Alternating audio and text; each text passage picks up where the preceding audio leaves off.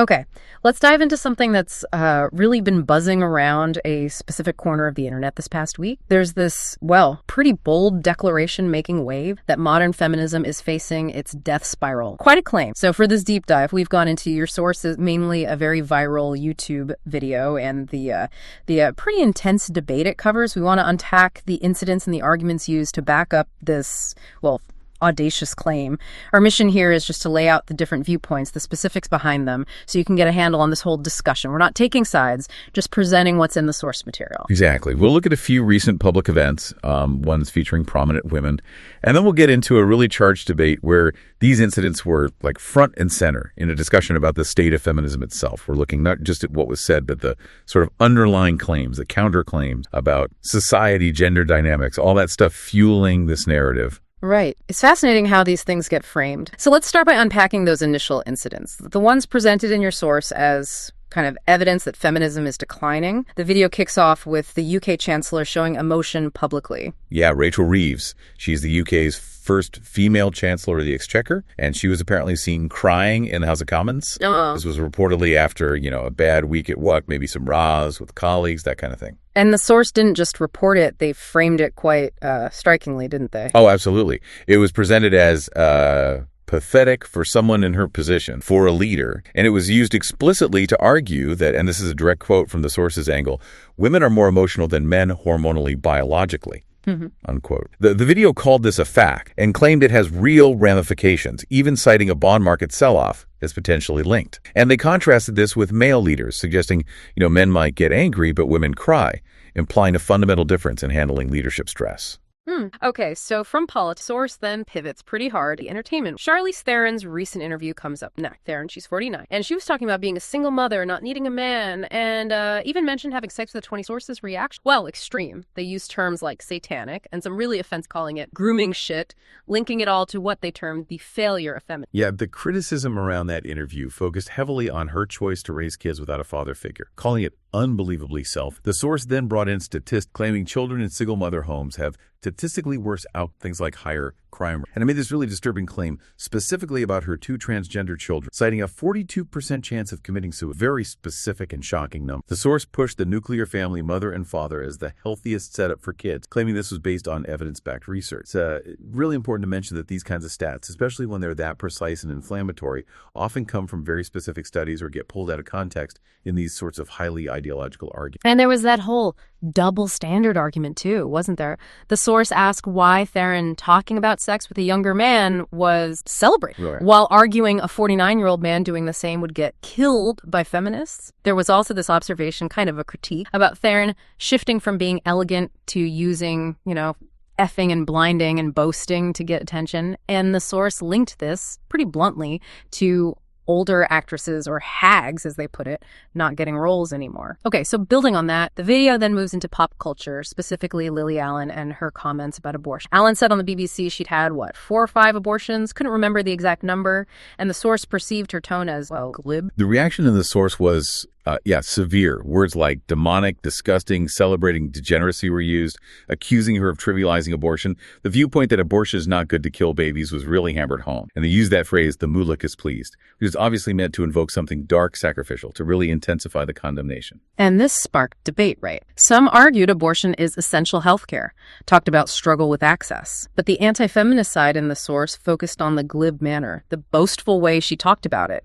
They argued it should be stigmatized. And they cited a statistic that only 0.1 to 3% of abortions are because the mother's life is in danger, to counter the medical necessity argument. Right. And that specific statistic itself is often debated. The different groups present different data and interpretation. Okay. And the last incident in this initial batch involved Scarlett Johansson. She apparently complained about being cast in roles centered on the male gaze and misogyny. She's one of the highest grossing actors, right? Yeah. And the source's counter was just incredibly blunt, called it horseshit, hypocritical, used really derogatory language, accusing her of basically making money off her sex appeal when she was younger, and only complaining now that she's old, their word, and men are looking elsewhere. The source literally asked, why would you take the role then? And tied into this was the gender wage gap discussion. The source flat out called it a myth, said it was debunked 20 years ago. Yeah, arguing men and women make different choices, work more hours, stuff like that. And they used Johansson herself as proof, calling her the most paid actor of all time, to say, see, the gap isn't real. Okay, so those are the incidents laid out. Right. And these incidents, they became the fodder, basically, for this Piers-Morgan debate. Yeah. Which the source described as a total bloodbath, suggesting feminism just got crushed. The anti-feminist side in the source claimed their opponents could not even maintain themselves in a conversation anymore. And the source identified the key players in this debate. Piers-Morgan, called centrist liberal, a professional fence-sitter. Andrew Wilson, a right-wing Christian ethicist. Taylor Lorenz, a journalist who the source attacked with some really offensive ableist and political slurs, calling her a communist terrorist supporter. And Jediah Burr, host of the Crucible podcast. And the source really zeroed in on Lorenz, claiming she used slander, wouldn't answer questions directly, portraying her as the face of what they called ineffective and, frankly, retarded feminist arguments. Their words, obviously very offensive. So let's get into the arguments themselves. The source called it a slaughter. What were the key points? Okay, so on single motherhood, you had Andrew Wilson and others stressing the factual reality, as they put it, that kids do better with a father present, saying outcomes for children of single mothers tend to be terrible. Taylor Lorenz pushed back, arguing poor outcomes are linked more to economics, not just the lack of a father. She pointed out, not all two-parent households have fathers present in a meaningful way, and plenty of fathers are terrible. Right. And the abortion discussion continued in the debate, too. Fierce. The anti-feminist side kept arguing it should be stigmatizing, calling the act itself murder, or even women weaponizing their ability to kill. Very strong link. While the other side framed it as healthcare, something that saves women's lives and should be normalized, free from shame. And that discussion about Rachel Reeves crying, that got broadened out in the debate to women's emotions in leadership generally. The anti-feminist side doubled down. Women are more emotional. The hormonal functions. Crying under stress is pathetic for a leader. And the counter-argument was about destigmatizing emotion overall, pointing out that male leaders show intense emotions too, maybe anger instead of tears, but still intense emotion. So pulling it all together, what's the final word from the source? The YouTube video you looked at, it concludes pretty definitively, doesn't it? Modern feminism is dead, a complete and utter failure. Yeah, the source even celebrates saying it's a glorious era where, and this is their framing again, you can call whores, call things immoral, hold people accountable for being retards, claiming this is a glorious era. Very provocative ending.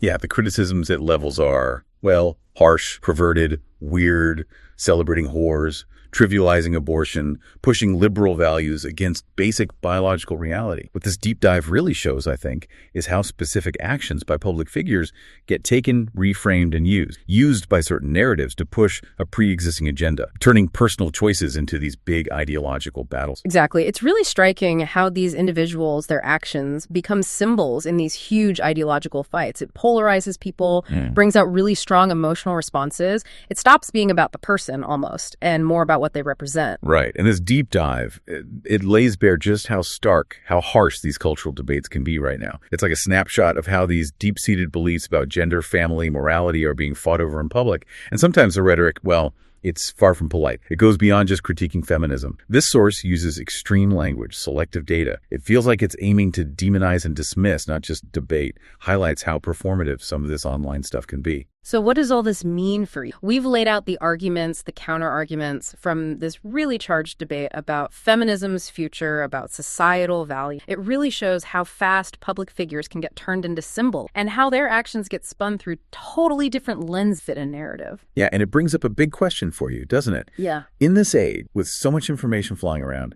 opinions expressed so vehemently, how do you figure out what's actually important? How do you judge if claims are reliable? And how do you even navigate these discussions when everything feels so high stake? We really encourage you to think about the specifics we've discussed, the claims, the rebuttal. Reflect on the different ways these public moments get interpreted to prop up vastly different worlds. It's just a reminder, really, that under every single headline, there's usually this complex tangle of arguments just waiting to be unpicked.